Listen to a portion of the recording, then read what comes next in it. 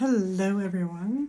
I am here to talk to you about the decoding our shadow and the mirror effect that sometimes works with empaths and most of the time I found not always the truth, because I'm always finding that I see a mirror with people, but I have a tendency to bring in a type of people that either reflect my light in a positive way, but unfortunately, I have a tendency to see the unhealed shadow in others. The majority of the empaths do. So this mirror effect sometimes shows us the parts that we've buried about ourselves, the judgment we carry, some old wounds that we still carry on from our childhood, that we are still trying to, read the room or protect ourselves. Unfortunately, we keep repeating these patterns. Carl Jung talks about it, the animus and the animus, and we start to see these patterns that are emerging. I've got a quiz that I've put up, and I found a really cool place that I can get some information from you guys to find out what's triggering us, especially right now with everything that's going on, how to reveal what's happening to our energy, our reaction, and then how not to fix each other, especially with the empaths. Other people we can bring into our lives, we have a tendency to want to fix everybody. And that is our unhealthy aspect.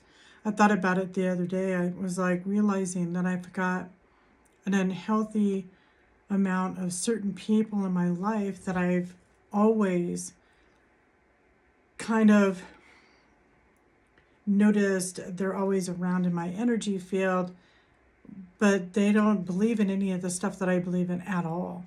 They are caught up in their bullshit, they're caught up in their lies, and they're living those lies pretty heavily.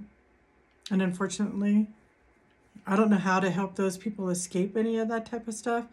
I don't know if it's part of a narcissistic pattern that empaths have a tendency to do. But I'm going to continue decoding it. That's reasons why I put the test up. So you'll see that video pop up in a minute or two.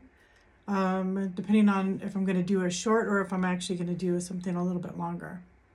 Because we're not trying to escape our reflection. We are trying to embrace these energies, embrace that aspect of ourselves, because we've been in these darker places, and we have a lot of dark sense of humors, most of the empaths I know.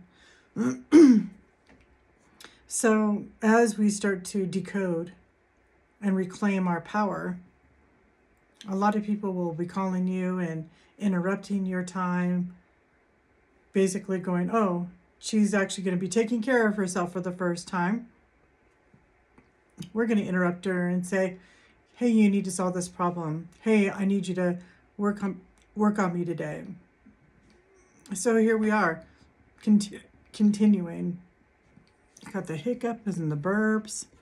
I don't even know. I'm going to let it be.